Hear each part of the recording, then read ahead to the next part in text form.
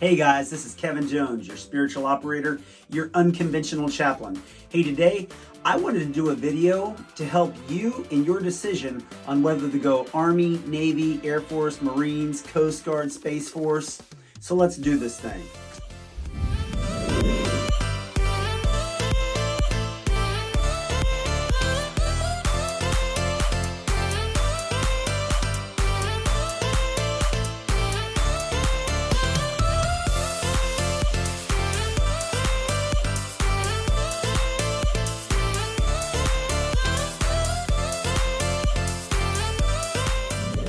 So hey, if this is your first video, I want to welcome you to the channel, and I just want to let you know right now, my mission is to experience an abundant life and to help you experience an abundant life.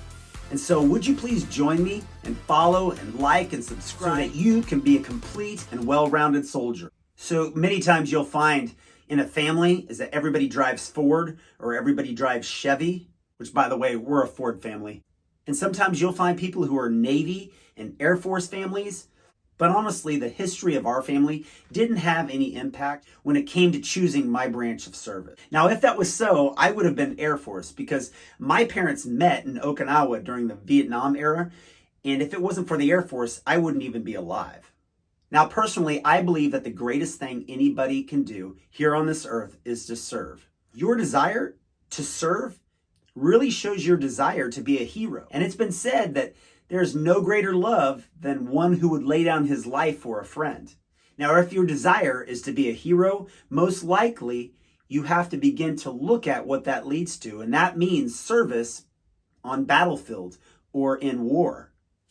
Now, this really gets to the crux of how I made my decision. Because when you start looking at service on a battlefield or in war, there's really two things that will begin to help you make your decision. Now remember, you want to be a warrior.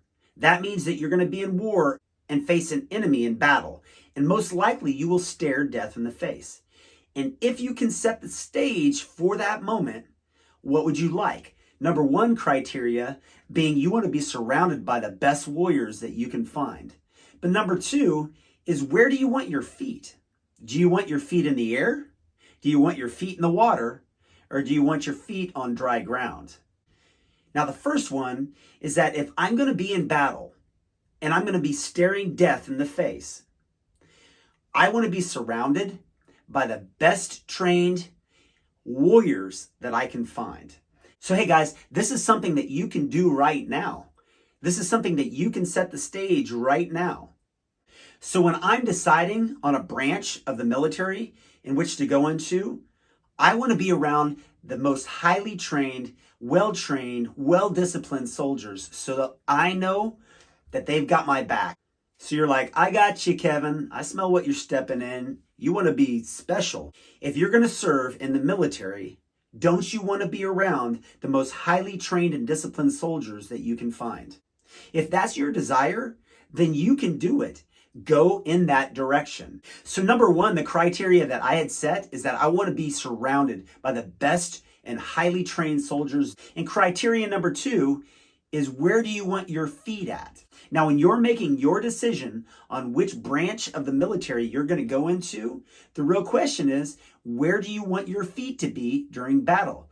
Do you want them to be in the water? Do you want them to be in the air? Or do you want them to be on dry ground? This goes back to the idea of worst case scenario. And this is something that you can control as you envision staring death in the face, as you envision becoming a hero on the battlefield. When I think about worst case scenario, I think about my feet being in the water.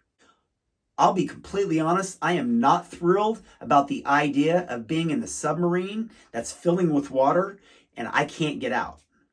In that scenario, I can't even see the enemy. And I'll be honest, with my feet up in an airplane, again, I don't like the idea of being trapped and going down in an airplane when I can't even see the enemy. Personally, when I'm thinking about worst case scenario, I like the idea of my feet being on the ground, being able to face my enemy eye to eye. Maybe it's the fighter in me, I don't know. So when I thought about the Navy, all I could think about was Navy SEALs, the best, and the feet in the water. And when I thought about the Air Force, all I could think about was their feet in the air, flying those airplanes. When I thought about Marines and Coast Guard, again, that's water stuff. So for me, the Army just made sense. I could envision the battlefield. I could envision the enemy. I could envision the actual fight and how I could win. And that vision had two things. It had the best warriors surrounding me, and it had my feet on dry ground. So that's why I chose the Army. Now, hopefully that helps you on which branch of service that you join. But how many of you know it's real easy to envision something, but until you have insight, you don't really know. It didn't take very long in my Army career to realize that there's infill and there's exfil. Infill is simply arriving at the cutting edge of battle by land, sea, or air. So if you're joining the Army and you think your feet are going to be on the ground, you got another thing coming, Airborne. In my Army career, I've worked with Navy SEALs, I've worked with Marine Recon, I've worked with battlefield airmen, and I've worked with many others. And in all of those situations, we did airborne operations and we did water operations. So ultimately, you desire to be a hero. And heroes are made in battle. So however you envisioned that battlefield scenario, the truth is, when you're staring death in the face, you need two things. And that is, you need the best and highly trained, most disciplined warriors surrounding you. And you need to be the best, highly trained and disciplined soldier that you can be. And that doesn't matter if your feet are on the ground, in the air, or in the water. So hey guys, if you found this video helpful, will you please like, subscribe, share this video, and keep up with what I'm doing. Until next time, stand up, stand out.